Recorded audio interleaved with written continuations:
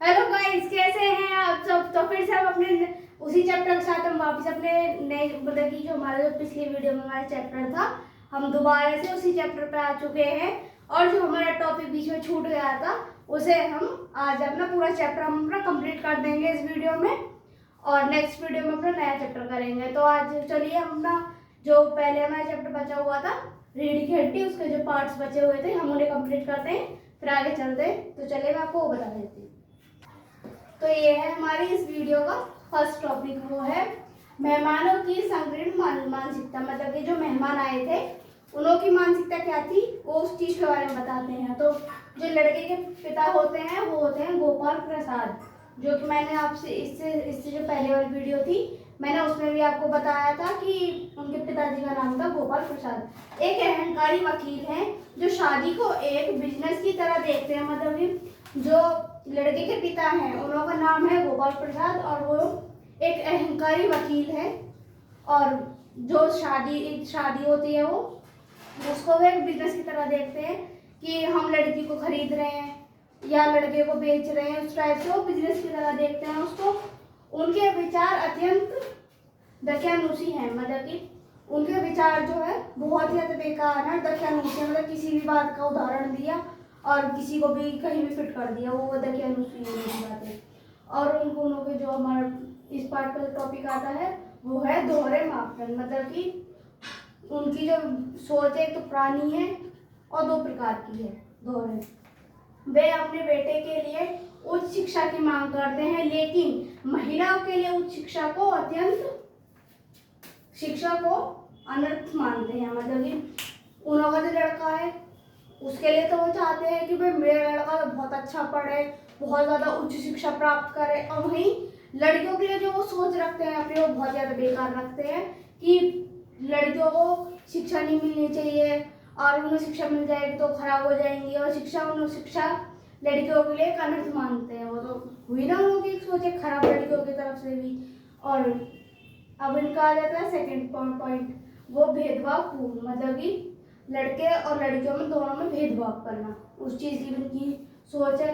वे शेर और शेरनी का उदाहरण देकर यह सिद्ध करने की कोशिश करते हैं कि पढ़ना लिखना सिर्फ पुरुषों का अधिकार है। मतलब कि उन्होंने एक उदाहरण दिया शेर और शेरनी का, और इस उदाहरण को देकर वो कहते हैं मतलब कि अपनी एक बात को सिद्ध करना चाहते हैं कि जो पढ़ना लिखना है ना बस पुरुषों का ही अधिकार है, महिलाओं को कोई अधिकार ही नहीं है पढ़ने का।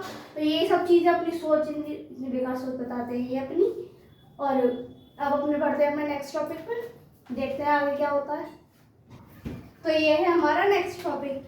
तो इसमें उमा के क्रांतिकारी जवाब, जो लड़की थी जिसको देखने के लिए आए थे उमा, उसके जो क्रांतिकारी जवाब होते हैं इस टॉपिक में हम बहुत देखते हैं क्या क्या जवाब होते हैं उसके। जब उमा मेहमानों के सामने आती है तो गोपाल प्रसाद उसका निरीक्षण एक वस्तु की तरह करता है। मतलब कि जब जैसे कोई रिश्तेदार लड़की को देखने के लिए आते हैं तो जब लड़की उनके सामने जाती है तो वहाँ पे जो बैठे जो रिश्तेदार उन्हें देखने के लिए आते होते हैं मेहमान, वो उनसे कुछ सवाल पूछते हैं।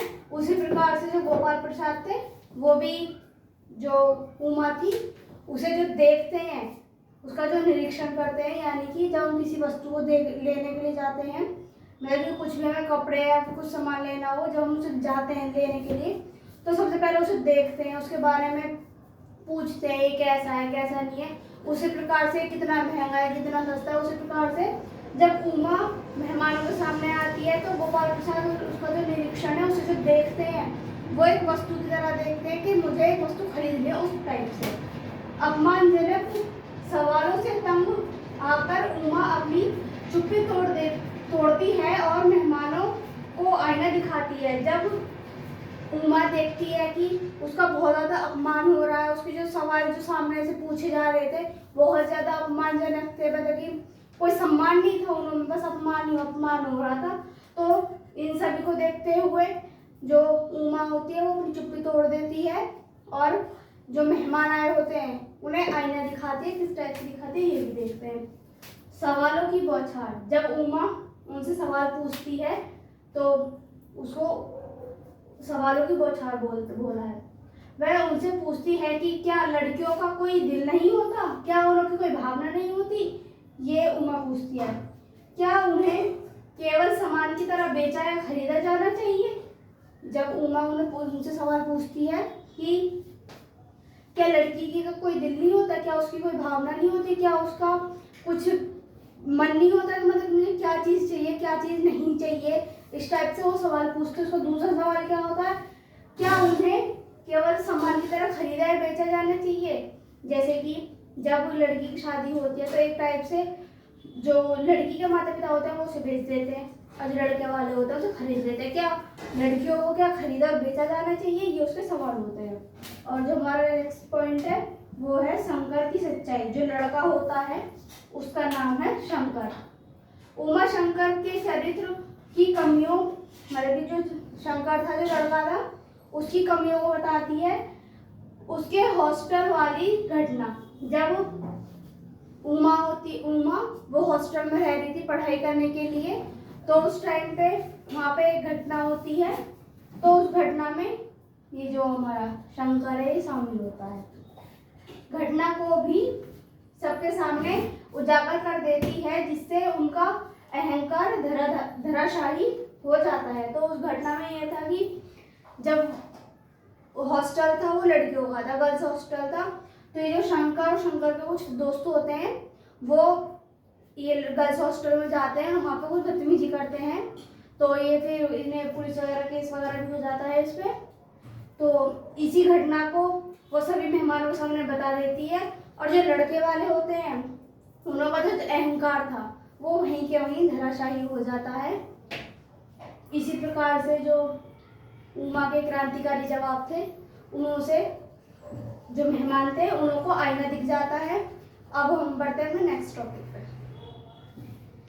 तो ये है हमारी इस वीडियो का लास्ट टॉपिक। तो हम देखते हैं हमारा लास्ट टॉपिक क्या है, रीढ़ की हड्डी का महत्व। मतलब कि चैप्टर का नाम जो रीढ़ की हड्डी रखा है, इसका महत्व क्या है, तो ये हमें बताता है। इस नाटक का शीर्षक एक रूपक है। शंकर शरीर और नैतिक रूप से कमजोर है, यानी उसका अपना कोई व्यक्तित्व रीढ़ की हड्डी नहीं है। मतलब कि जो शंकर है वो शरीर और अपने नैतिक रूप से भी कमजोर ही है, तो इसलिए उसका कोई व्यक्तित्व नहीं है, मतलब उसका कोई वो नहीं है, क्या बोलते हैं उसे, उसका अपना कोई वास्तविकता ही नहीं है, तो इसलिए उसकी कोई रीढ़ की हड्डी भी नहीं है।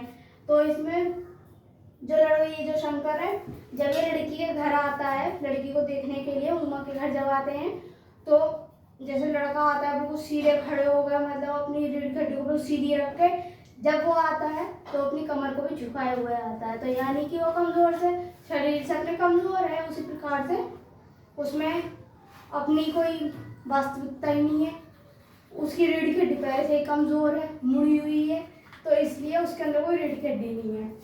जो उमा है वह अपने आत्मसम्मान और सच्चाई के साथ खड़ी है, जो उसकी असली रीढ़ की हड्डी है। मतलब कि उमा शरीर से भी ठीक है, उसकी वो झुक के नहीं चलती, बिल्कुल सीधी चलती है अच्छे से, और वो अपने आत्मसम्मान और सच्चाई के साथ खड़ी है, इसलिए इसी को उसकी असली रीढ़ की हड्डी बोला गया है। इस चैप्टर का जो निष्कर्ष निकलता है ये है, यह पाठ हमें सिखाता है कि शिक्षा का असली उद्देश्य केवल डिग्री प्राप्त करना नहीं है, बल्कि अपने खिलाफ हो रहे अन्याय के विरुद्ध खड़े होना और होने का साहस जुटाना है। यानी कि अगर हम कितनी भी डिग्री, कितने भी पढ़े लिख लें, कितनी भी बड़ी बड़ी डिग्रियां प्राप्त कर लें, लेकिन अगर हम हमारे साथ जो कोई भी अन्याय हो रहा हो, अगर हम उसके लिए आवाज़ नहीं उठा सकते, यानी कि हमारा उस डिग्री का कोई महत्व ही नहीं है। तो हमें डिग्री प्राप्त करने के साथ साथ अपने लिए आवाज़ उठाना भी सीखना चाहिए। जो हमारे साथ अगर कभी गलत भी होता है तो उसके लिए हमें आवाज़ उठानी चाहिए, अपने साथ कभी गलत नहीं होने देना। इसलिए डिग्री के साथ साथ अपने आत्मसम्मान को भी बढ़ाना चाहिए। यही हमारा चैप्टर खत्म होता है। वीडियो पसंद आए तो लाइक करें, कमेंट करें, सब्सक्राइब करें, और आपका कोई भी डाउट है तो मुझे कमेंट सेक्शन में पूछ सकते हैं। मैं ज़रूर आपका कमेंट पढ़ूंगी और डाउट आपको क्लियर करूँगी। Thank you for watching.